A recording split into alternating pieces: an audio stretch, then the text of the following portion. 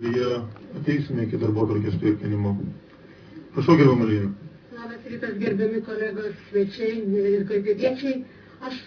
Mano klausimas susišaukė kažkur su kolegos Vytauto.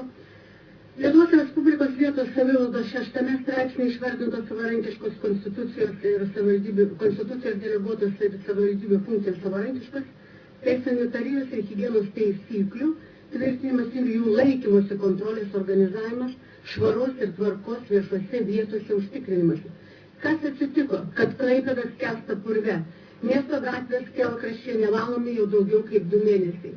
Purvo išbarstytos smėlio ir šiukšlių sankaupas, vėjas kelia atmosferą, klaipėdiečiai dūsta nuo dulkių. Mieste dažnai skelbiama, kad užterštumas kietosiomis dalelėmis viršė normą. Klaipėdos miesto visuomenės sveikatos biuras oficialiai skelbia, kad Klaipėdos mieste didžiausias gyventojų bendrasis sergamumas kvėpavimo sistemos lygomis. Šiemet jau ir lietaus 2 mėnesius nesulaukime, kad nors kažkiek nuplautų purvą ir kurį laiką pristabdytų dulkių ir purvo sūkurius. Miesto politikai iš visų tribūnų tribituoja, kad Klaipėda yra pasaulio sveikų miesto asociacijos narė. Ir miestą valdantis politikai liberalai taip pat kaip pagrindinį savo programos postulatą akcentuoja, tai švari, saugi, geros kokybės aplinka. Ką mes matome realybėje? Nevalomą miestą ir nuo užterštumo dulkių dūstančius klaipėdiečius. Kas gali sustabdyti šį gyventojų nuodijimą dulkėmis?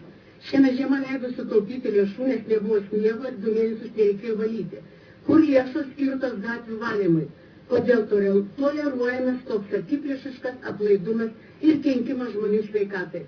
Vadovaujantis vietos savivaldos įstatymo 4 straipsnėje principais ir savivaldybės atsakingumo bendruomeniai nuostatą prašau atsakyti, ar savivaldybės administracija tinkamai vykdo švaros ir tvarkos viešose vietose užtikrinimo kontrolės funkcijas.